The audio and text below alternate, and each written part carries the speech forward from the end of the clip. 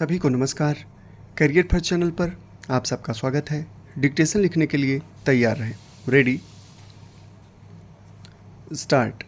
भाइयों और बहनों, आपने जिस उत्साह के साथ मेरा स्वागत किया है और कष्ट सहकर इतनी देर तक मेरे भाषण के लिए इंतज़ार करते रहे, इस सब के लिए मैं आपको धन्यवाद देना चाहता हूँ।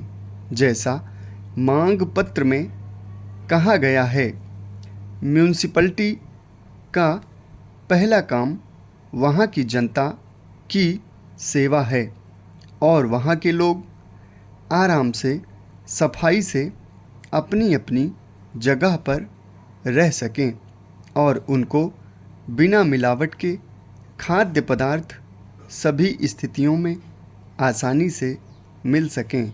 सड़कों का प्रबंध करना, चिकित्सा का प्रबंध करना म्यूनिसिपैलिटी का कर्तव्य होता है।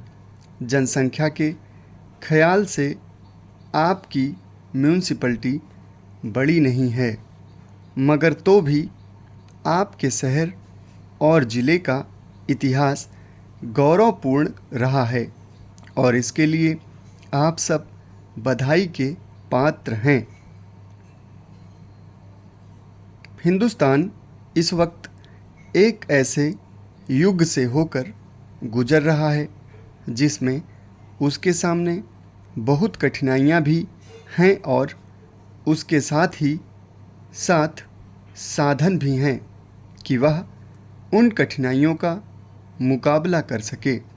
उसके साथ इतनी बड़ी जनता है कि यदि वह अपने कर्तव्य को समझ ले तो कोई भी कठिनाई देश के सामने नहीं आए। यह हमारा सौभाग्य है कि बहुत दिनों के बाद आज एक ऐसा भारतवर्ष हमको मिला है जो दक्षिण में कन्याकुमारी से लेकर उत्तर में हिमालय तक और पश्चिम में अरब सागर से लेकर पूर्व में बंगाल की खाड़ी तक फैला हुआ है। इस बड़े देश का एक छत्र राज्य चल रहा है। एक संविधान के अनुसार इसका शासन हो रहा है, अतः सब प्रकार से इसकी एकता पूरी तरह से संपादित हो गई है। पहले भी हमारे देश में भिन्न भिन्न प्रदेश थे, लेकिन वे एक दूसरे से अलग नहीं थे। लोगों का यातायात एक स्थान से दूसरे स्थान पर बहुत हुआ करता था और यद्यपि भाषा की भिन्नता, धर्म की भिन्नता, रहन सहन की भिन्नता सबके रहते हुए भी एक सूत्रता थी, जिसकी वजह से यह भारत बना रहा और आज भी बना है। बड़ी मुश्किल से आज हमको एक चीज़ मिल गई है जो पहले नहीं थी और वह है एक छत्र राज्य।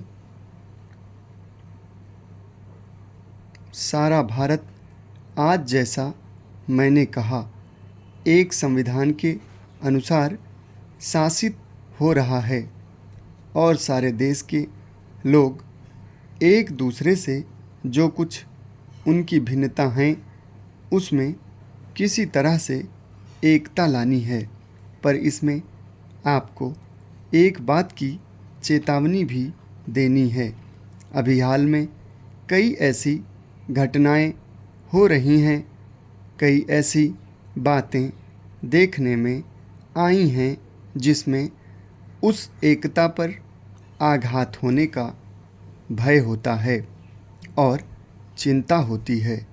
तो मैं कहूँगा कि प्रत्येक भारतवासी का सबसे पहला फर्ज यही है कि वह इस देश की एकता को सुरक्षित रखे और उस एकता को सुरक्षित रखने में ही इस देश का हित निहित है। समाप्त। धन्यवाद।